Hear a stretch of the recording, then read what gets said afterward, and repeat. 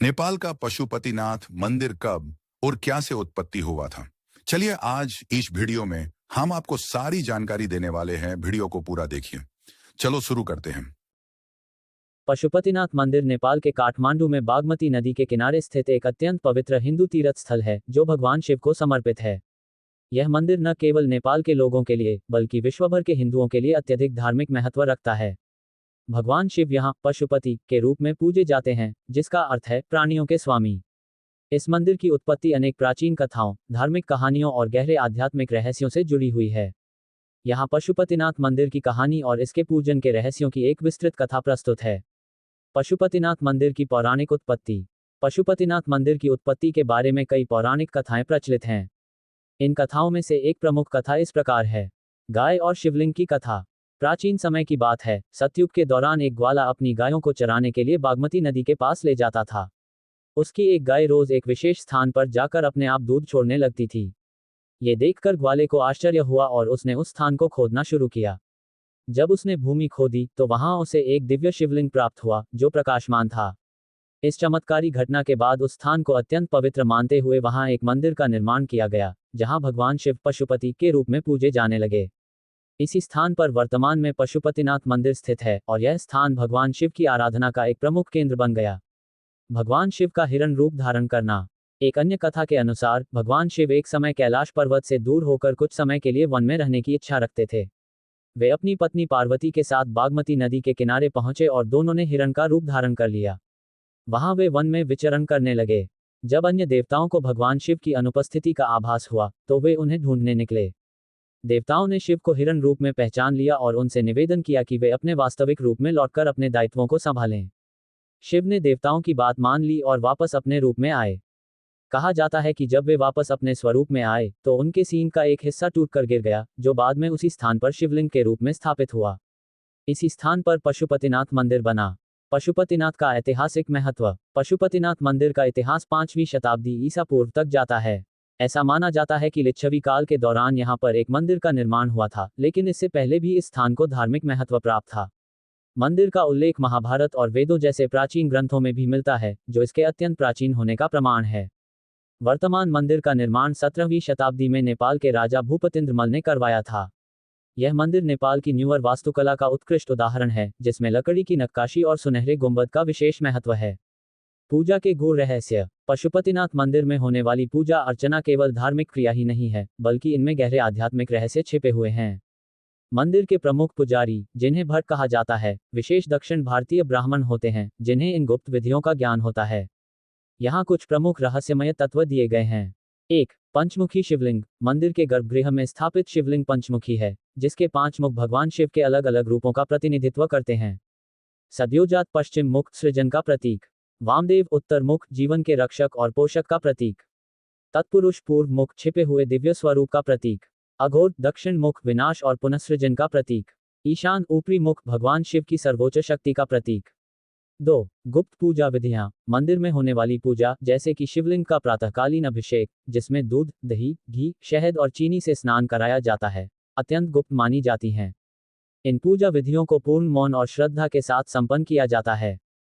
3. साधु और अघोरी। मंदिर के आसपास अनेक साधु ध्यान और योग की उच्चतम विधियां अपनाते हैं।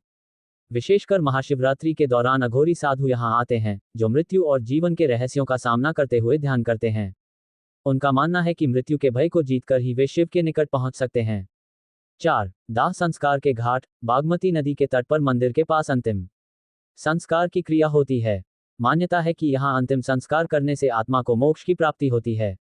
अंतिम संस्कार की आग और शिव के नाम के मंत्रों के बीच मंदिर की पवित्रता और भी गूढ़ हो जाती है। 5. नंदी की मूर्ति। मंदिर के द्वार पर भगवान शिव के वाहन नंदी की विशाल मूर्ति स्थापित है। भक्तजन नंदी के कान में अपनी इच्छाएं फुसफुसाते हैं ताकि वे सीधे भगवान शिव तक पहुंच जाएं। नंदी धैर्य, भक्ति और शक्ति का प्रतीक माने जाते हैं। त्योहार और विशेष पूजा। मंदिर में महाशिवरात्रि का त्योहार बहुत धूमधाम से मनाया जाता है। इस दिन हजारों श्रद्धालु, साधु और भक्त मंदिर में एकत्रित होते हैं और रात्रि जागरण करते हैं। पूरे मंदिर को दीपों और धूप की महक से सजाया जाता है और शिव के मंत्रों की गूंज से वातावरण पवित्र हो जाता है। पशुपतिनाथ का शाश्वत रहस्य। पशुपतिनाथ मंदिर केवल एक धार्मिक स्थल नहीं है, बल्कि यह जीवन और मृत्यु, सृजन और विनाश के शाश्वत चक्रों का प्रतीक है। यहाँ की पूजा विधियां, साधु संतों की साधनाएं और भक्तों की आस्था इस मंदिर को एक आध्यात्मिक ऊर्जा से भर देती हैं, जिसे केवल सच्चे भक्ति और समर्पण से अनुभव किया जा सकता है। कार्यक्रम और धार्मिक उत्सवों का विस्तृत विवरण प्रस्तुत किया जा रहा है। जनवरी, माघ, मकर संक्रांति और स्वस्थानी व्रत। मकर संक्रांति मध्य जनवरी, वर्ष का पहला प्रमुख त्योहार। मकर संक्रांति सूर्य के मकर राशि में प्रवेश का प्रतीक है। इस दिन श्रद्धालु बागमती नदी में स्नान करते हैं और भगवान शिव से स्वास्थ्य और समृद्धि की प्रार्थना करते हैं। पूरे दिन मंदिर में विशेष पूजा अर्चना होती है। स्वस्थानी व्रत कथा। यह मासिक व्रत माघ महीने जनवरी फरवरी में आरंभ होता है, जो देवी स्वस्थानी और भगवान शिव को समर्पित है। विशेष रूप से महिलाएं इस व्रत का पालन करती हैं और स्वस्थानी व्रत कथा सुनती हैं, जिसमें शिव पार्वती के जीवन से संबंधित कहानियां सुनाई जाती हैं। फरवरी, शिवरात्रि की तैयारियां। शिवरात्रि की तैयारियां। जैसे जैसे फरवरी का महीना आता है, मंदिर में महाशिवरात्रि की तैयारी शुरू हो जाती है, जो भगवान शिव को समर्पित सबसे बड़ा त्योहार है। मंदिर को साफ सुथरा किया जाता है और लाइटों व फूलों से सजाया जाता है। नेपाल और भारत से साधु संत बड़ी संख्या में मंदिर पहुंचते हैं और मंदिर परिसर में अपने अस्थायी शिविर बनाते हैं। मार्च, महाशिवरात्रि। महाशिवरात्रि फरवरी मार्च। महाशिवरात्रि पशुपतिनाथ में सबसे भव्य रूप से मनाया जाने वाला त्योहार है। इस दिन हजारों श्रद्धालु भगवान शिव की पूजा करने आते हैं। रात भर भजन कीर्तन और मंत्रों का जाप होता है। मंदिर में लाखों की संख्या में भक्त आते हैं और साधु संत पवित्र जड़ी बूटियों का सेवन करते हुए साधना में लीन रहते हैं। रुद्राभिषेक। इस रात विशेष रूप से भगवान शिव के शिवलिंग का रुद्राभिषेक किया जाता है, जिसमें दूध, पानी और घी चढ़ाया जाता है और ओम नमः शिवाय का जाप होता है। अप्रैल, नेपाली नववर्ष, बैसाख और चतुर्दशी। नेपाली नववर्ष मध्य अप्रैल बैसाख के महीने में नेपाल के लोग विक्रम संवत कैलेंडर के अनुसार नया साल मनाते हैं। इस अवसर पर लोग पशुपतिनाथ मंदिर में भगवान शिव के दर्शन करने आते हैं और सुख समृद्धि की कामना करते हैं। चैत्र अष्टमी और बाला चतुर्दशी। यह एक महत्वपूर्ण अनुष्ठान है, जिसमें भक्त अपने मृत पूर्वजों की आत्मा की शांति के लिए मंदिर के पास बीज बोते हैं। मई, बुद्ध जयंती। बुद्ध जयंती मई। यद्यपि यह मुख्य रूप से एक बौद्ध त्योहार है, बुद्ध जयंती के अवसर पर पशुपतिनाथ में भगवान बुद्ध के उपदेशों का सम्मान किया जाता है। इस दिन शांति और करुणा की प्रार्थनाएं की जाती हैं, जिससे नेपाल की धार्मिक सौहार्दता का प्रतीक भी देखा जा सकता है। जून, गंगा दशहरा और ऋषि पंचमी। गंगा दशहरा जून। ये त्योहार गंगा नदी के पृथ्वी पर अवतरण का उत्सव है। बागमती नदी में विशेष पूजा की जाती है, जो गंगा का रूप मानी जाती है। भक्त नदी में स्नान करते हैं और पशुपतिनाथ में पूजा करते हैं। ऋषि पंचमी। इस दिन महिलाएं विशेष रूप से व्रत रखती हैं और शुद्धि के लिए भगवान शिव से प्रार्थना करती हैं। मंदिर में व्रतधारी महिलाओं के लिए विशेष पूजा की जाती है। जुलाई, श्रावण मास। श्रावण मास जुलाई अगस्त। यह महीना भगवान शिव को समर्पित होता है। इस दौरान भक्त, विशेष रूप से पुरुष, सोमवार के दिन व्रत रखते हैं और भगवान शिव की विशेष पूजा करते हैं। शिवलिंग पर लगातार जल, दूध, शहद और बेलपत्र चढ़ाया जाता है। बोल बम यात्रा। श्रावण के महीने में हजारों श्रद्धालु बोल बम कहते हुए पैदल यात्रा करके बागमती नदी का जल या अन्य पवित्र जल स्रोतों से जल लेकर शिवलिंग पर अर्पित करते हैं। ये यात्रा सोमवार को की जाती है और इस दौरान मंदिर में भीड़ उमड़ती है। अगस्त, तीज। तीज अगस्त सितंबर। यह महिलाओं का मुख्य त्योहार है, जिसमें वे अपने पति और परिवार की समृद्धि के लिए व्रत रखती हैं। महिलाएं लाल साड़ी पहनकर मंदिर में पूजा करती हैं। मंदिर में इस दिन भक्ति गीत और नृत्य होते हैं, जो पूरे माहौल को जीवंत बना देते हैं। सितंबर, ऋषि पंचमी और इंद्र जात्रा। इंद्र जात्रा। भगवान इंद्र को समर्पित ये त्योहार काठमांडू घाटी में मनाया जाता है। इस दौरान लोग पशुपतिनाथ में भी दर्शन करने आते हैं और अच्छी बारिश और फसल की कामना करते हैं। अक्टूबर, दशैन। दशैन अक्टूबर। नेपाल का सबसे बड़ा त्योहार दशैन है, जो बुराई पर अच्छाई की जीत का प्रतीक है। इस समय लोग पशुपतिनाथ में पशु बलि या नारियल अर्पित करते हैं और देवी काली की पूजा करते हैं। मंदिर में भक्तों की भीड़ उमड़ती है और परिवार के लोग आशीर्वाद लेने आते हैं। टीका और जमरा अर्पण। दशैन के अवसर पर पुजारी भक्तों को जमरा, जौ के अंकुर और टीका लगाते हैं, जो समृद्धि का प्रतीक होता है। नवंबर, बाला चतुर्दशी। बाला चतुर्दशी नवंबर। ये पूर्वजों की आत्मा की शांति के लिए मनाया जाने वाला एक महत्वपूर्ण पर्व है। इस दिन भक्त रात भर जागकर दीप जलाते हैं और सुबह बागमती नदी के किनारे बीज बोते हैं। मंदिर में प्रार्थनाएं होती हैं और विशेष अनुष्ठान किए जाते हैं। दिसंबर, मार्गशीर्ष और धान्य पूर्णिमा।